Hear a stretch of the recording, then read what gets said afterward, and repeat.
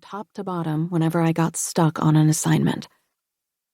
Eventually, the silence would always crack, and we'd end up giggling giddily over texts from Cleo's prospective new girlfriend, or outright shrieking as we hid behind our fingers from the slasher movie Sabrina had put on.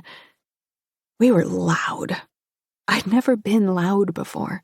I grew up in a quiet house, where shouting only ever happened when my sister came home with a questionable new piercing, or a new love interest, or both. The shouting always gave way to an even deeper silence after, and so I did my best to head the shouting off at the pass because I hated the silence, felt every second of it as a kind of dread. My best friends taught me a new kind of quiet, the peaceful stillness of knowing one another so well you don't need to fill the space. And a new kind of loud, noise as a celebration, as the overflow of joy at being alive, here, now. I couldn't have imagined being any happier, loving anywhere else as much. Not until Sabrina brought us here, to her family's summer home on the coast of Maine. Not until I met Wynne. 2. Real life. Monday. Think of your happy place, the cool voice in my ear instructs. Picture it. Glimmering blue washes across the backs of my eyes.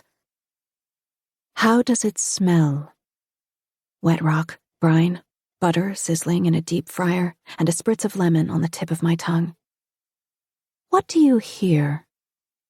Laughter, the slap of water against the bluffs, the hiss of the tide drawing back over sand and stone. What can you feel?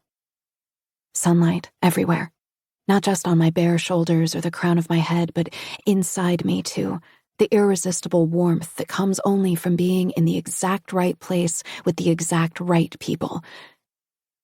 Mid-descent, the plane gives another sideways jolt. I stifle a yelp, my fingernails sinking into the armrests. I'm not a nervous flyer per se, but every time I come to this particular airport, I do so on a tiny plane that looks like it was made out of scrap metal and duct tape. My guided meditation app has reached an inconvenient stretch of silence, so I repeat the prompt myself.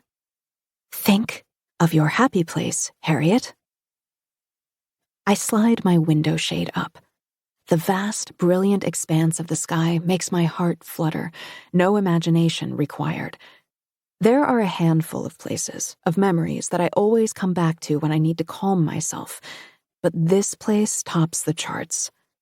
It's psychosomatic, I'm sure, but suddenly I can smell it.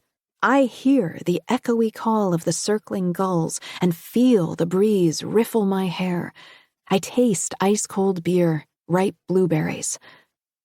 In mere minutes, after the longest year of my life, I'll be reunited with my favorite people in the world in our favorite place in the world. The plane's wheels clatter against the runway. Some passengers in the back burst into applause, and I yank out my earbuds, anxiety lifting off me like dandelion seeds. Beside me, the grizzled seatmate who'd snored through our death-defying flight blinks awake. He looks at me from under a pair of curly white eyebrows and grunts, "Here for the lobster festival?" "My best friends and I go every year," I say. He nods. "I haven't seen them since last summer," I add. He harumphs. "We all went to school together, but we live in different places now, so it's hard to get our schedules to line up." The unimpressed look in his eye amounts to, I asked one yes or no question. Ordinarily, I would consider myself to be a superb seatmate. I'm more likely to get a bladder infection than to ask a person to get up so I can use the lavatory. Ordinarily, I don't even wake someone up if they're asleep on my shoulder, drooling down my chest. I've held strangers' babies and farty therapy dogs for them. I've pulled out my earbuds to oblige middle-aged men who will perish if they can't share their life stories. And I've flagged down flight attendants for paper bags when the post-spring break teenager next to me started looking a little green. So I'm fully aware this man in no way wants to hear about my magical upcoming week with my friends, but I'm so excited. You can listen to this audiobook for free with the special invitation from Amazon Audible that is in the description of this video.